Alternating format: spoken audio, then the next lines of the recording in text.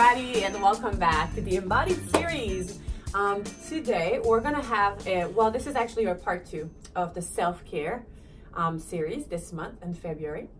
And we wanted to talk about how to do self-care and not feel so guilty about it, right? Because this is a very common trend that we see when we talk about self-care, and we wanted to demystify some of that stuff today.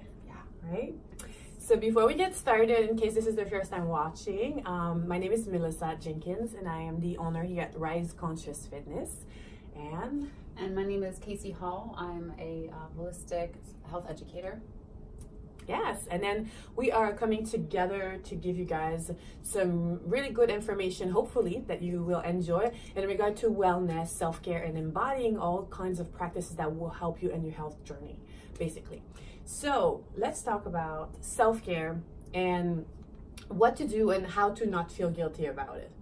And I think one of the first things we were discussing about was when it comes down to feeling guilty about something, especially when it comes to self-care, is it really comes down to your beliefs, right? So what kind of beliefs do you have around self-care that are preventing you from doing it or from actually enjoying it or like getting the most out of it, right? Because so many times I've seen this with clients. It's like, you know, they book a massage or they do something for themselves, but they actually can't really get to relax into it. You know, if it sounds like you, that's probably something you struggle with, or like they're thinking the whole time, they can't get to turn this off, or, you know, it's really hard. Of course, it's an exercise of, if you're not used to do self-care, of course, it might be difficult in the beginning, but how do you actually get to do this without feeling guilty? So let's talk about this. And so I guess what we want to do is we want to go over some of the most common beliefs that we see or hear in our practices. And we want to break those down and reframe them for you. And hopefully that will help you, you know, maybe seeing those in a different light. Yeah. Right? Yeah. Okay, Yeah. cool. And reframing is really helpful too, because a lot of times when we have a belief, it's deeply ingrained, and in order for us to change that belief, it's helpful to get a type of reframe. So that's kind of be the format of we're going to say the belief, give you a reframe, belief, reframe, belief, reframe, in hopes that one of these or two of them, maybe all of them, really sit well with you and will help you out. Yeah. Help you feel less guilty about self-care. That's the goal. Yes. All right, because we believe self-care is super important. That's something we preach here with our clients, in addition to taking care of your bodies, and it's a part of taking care of your body. It's part of your health. So with that being said, if you haven't watched part 1, go ahead and you can watch part 1, because we did talk about some of the self-care stuff in there, but in this one we really want to break down those beliefs. So number one belief that we see a whole lot is doing self-care is taking time away from ... Like, so when I do self-care, that means I'm taking time away from my kids, or I have to take time away from my husband or from my partner or from the people around me. Which basically is a belief of there's only so much time in the day, which is true to some extent. And if I take an hour to myself, that means somebody else is going to lose an hour from me. Right? Yeah. And this is a very common topic around, especially if you're a mom or a parent. We see this a whole lot because parents, and especially moms, are giving so much of themselves away to others, which is beautiful because they are amazing providers. But we also want to promote self-care, especially for people that are giving more, because it's even more important, right, that you take care of yourself. So how do we change that belief and that thought around taking time away from something? I think for me, at least, what helps is that this is something that we teach here, right? When it comes down to your capacity, okay, we talk a lot about stress here and how much stress do you have in your stress bucket? And basically, you can also visualize this as a bucket of energy, right? You have so much energy and then so much stress, right? And then it's always kind of finding that balance, right? So how much are you taking out of your body or your system or your energy, and how much are you replenishing, right? You know, into your body and your mind and so forth. I don't see it as an equation of if I take an hour for myself, I'm taking an hour away from somebody else's, because a lot of times when you actually take an hour for yourself, it might give you 3 times more energy, so you can do so much more for others. So I don't see it as a and equations like that, if that makes sense, right? Yeah. So I think that one great way to reframe this is when you take time out for yourself, you become even more giving and able to give to others. It's so much, imagine you're rested and you're well fed and you moved, you're coming out of a nice workout session. I think all of us can kind of relate, to how we feel and how much more able we are to give and be there for others and be attentive to others' needs when our needs are met first, as opposed to you are tired, exhausted from the day, you haven't got a chance to eat, and you're just cranky, and you come home and it's like the little ones are needing your attention, and you're like, right? So if you take a half hour to just kind of breathe and relax, or maybe take a power nap, or whatever you need to do in order to do self-care so you can be more present for others, it's such of a it makes such a game changer. So just, do you want to add something in regard to that belief, in regard to? No, I think you covered that one really well. So, just be careful, because we tend to think that, and that the one thing, like you said in the beginning, is just taking that belief and becoming aware that we have that belief first, right? So we can actually break it down. And if that helps you, write it down in a journal. When I do self-care, why do I feel guilty? Well, I'm thinking, I'm taking time away from. Write it down, and then write down underneath, is it really true, right? Mm-hmm. Does it really make sense? Or when you take care of yourself, what do you gain back? So you can make a list, right? The pros and cons, and see, does it balance itself out? Yeah. Perfect. So you want to talk about the next belief that we have? So one of the other beliefs that we see a lot is that self-care is selfish. That self-care is selfish. And this one is, it's very common. I see it a lot. I've experienced it a lot. But a possible reframe for that one is self-care, if you are truly taking care of yourself, is actually one of the most loving things and acts that you can do for the people in your life. So if I'm taking care of myself, meaning I'm checking in with myself and I'm saying, what do I need? I'm tired today, so I need to take a nap, or I'm hungry and I need to make sure that I eat.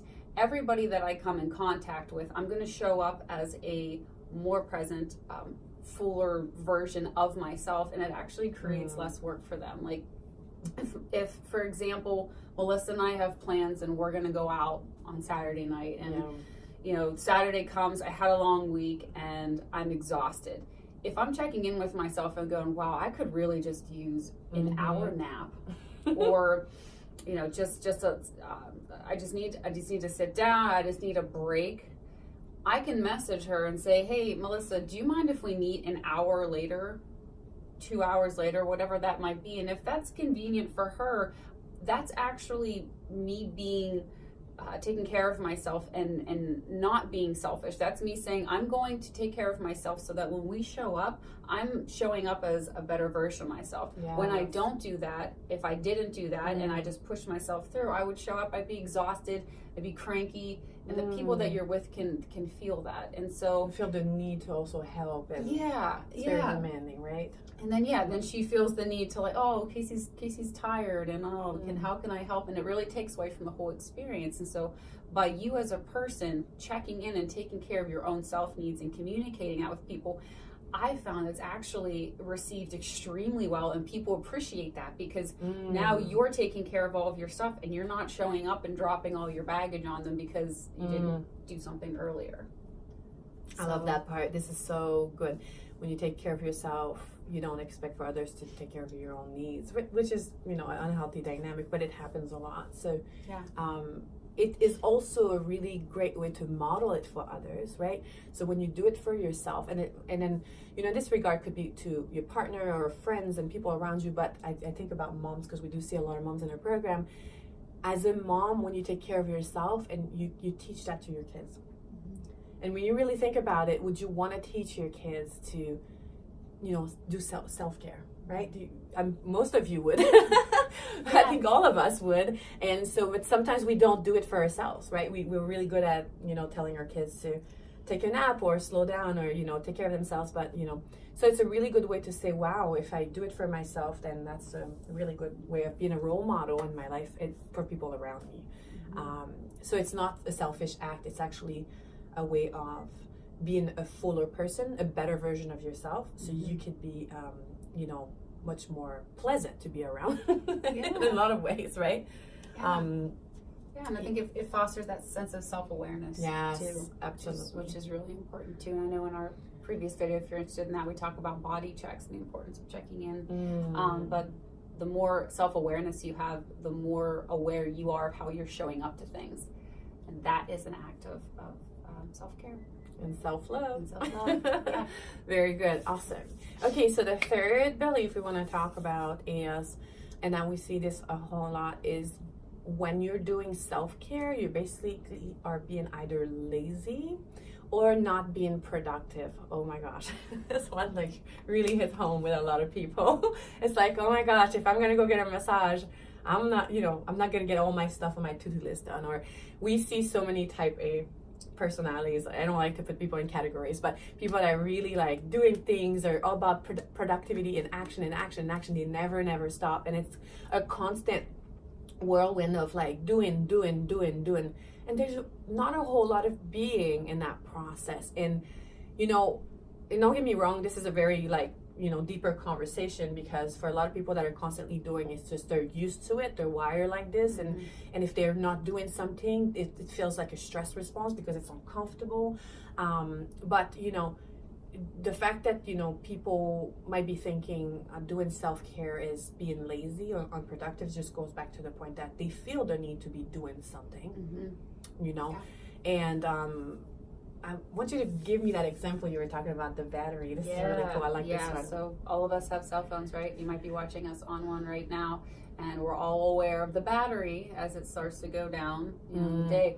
When your battery starts to go down, it means that you need to charge your phone, right? So you can think of your body as a battery, and self-care as the plug that you plug it into to recharge yourself. Our bodies, our minds were not designed to go 24/7 without recharging. Without recharging. We were never designed to be that way. We've somehow gotten to that point. But even if you look at how long the eyes can focus, how, you know, how muscle repair, all of these different physiological processes in our mind, and our body needs breaks. And so self-care is not being lazy. Taking time in the day is not being lazy. It's actually charging yourself and allowing yourself and your body to perform in the way that you want it to and need it to. Yeah, so let's reframe that. This is really good. So if you feel like doing self-care is not being so productive, or you're being sort of lazy, because this is something that's portrayed in a society, right? When you take a nap, you're being lazy.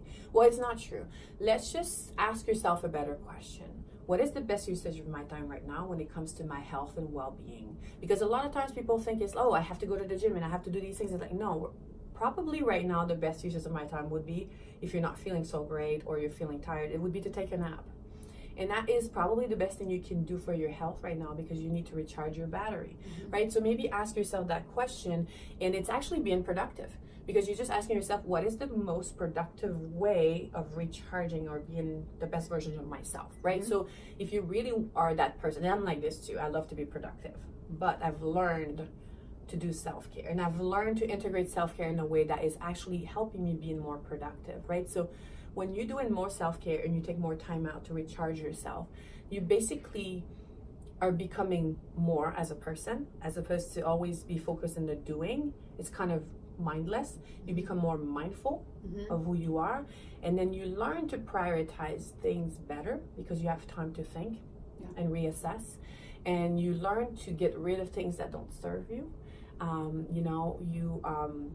So in a lot of ways, you become so much more productive when you do more self-care. It's a process, but I promise it happens. That happened to me, and I find it like really life-changing to be able to do that. So hopefully that helps. Yeah. Right. And then I guess like one more belief we wanted to talk about is, just because that's a recurrent theme that happens, and it's not just in self-care, it's also in the health and fitness, is The fourth belief we want to talk about is that self-care is considered as a luxury or is expensive. And we did talk about this in the former video, so we're not going to extend too much on that. But basically ask yourself that question. If we consider self-care being part of the health process, like being a healthy whole being, self-care is one part of it, right? Because you want movement in your life, you want nourishment from proper fuel and nutrition, you want to have enough sleep and recovery. So self-care is kind of part of this whole recovery also, but it's also